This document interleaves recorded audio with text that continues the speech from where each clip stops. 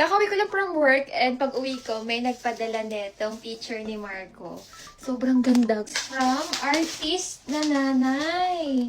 Grabe guys, alam niyo ba kung saan siya gawa? Gawa siya sa sinulid. Galing kasi kamukhang-kamukha din siya ni Baby Marco. So by the way, tingnan niyo naman yung itsura ko. Mukha na akong pagod na nanay. Bago ako maghilamos, tanggalin muna natin yung makeup ko. Kasing makeup remover wipes. So nakapaghilamos na ako and grabe guys, pinagdaanan ng mukha ko.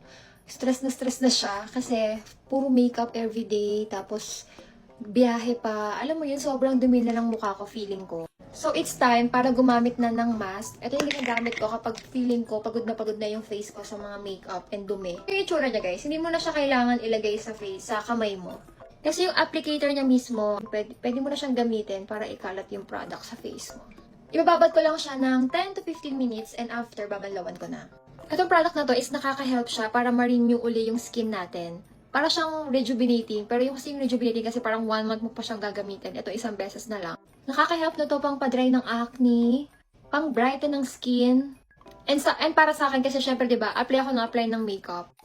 And feeling ko nagkakaroon na ako ng skin textures and ito yung product na nakaka-help para ma-enhance yung skin textures ng skin ko sa face. Ito na yung time para ipahinga ko muna yung face ko sa mga makeup. Kasi pagod na siya nung November. By the way, this is the Heal Repair from Casper. And safe siya sa mga pregnant and lactating moms dyan. After mong banlawan to, sobrang sarap ng pakiramdam ng face mo. Para kang may bagong balat. Sinabi niya yon. So habang nag-aantay ako ng 10 to 15 minutes, magtitigan na muna tayo. Okay, kailangan ko na magbanlaw. So nakapagsilamos na ako. Punasan na lang natin yung face natin. And grabe guys. Gusto kong masubukan nyo to kasi sobrang sarap niya talaga sa face and ang lambot-lambot ng face mo after mong maghilamos. Nung first time na ginamit ko to, nagkaroon ako na parang namumula. Pero part pala siya kasi parang nire-renew niya yung skin mo sa face. Pero ito, pang-apat na gamit ko na siya. Pero ayan na, hindi na siya namumula after ko maghilamos. And sobrang sarap niya talaga sa face. Para kang may bagong skin. Tapos bukas, hindi na muna ako magmi-makeup. Hindi na muna ako maglalagay ng kung ano-ano sa face ko.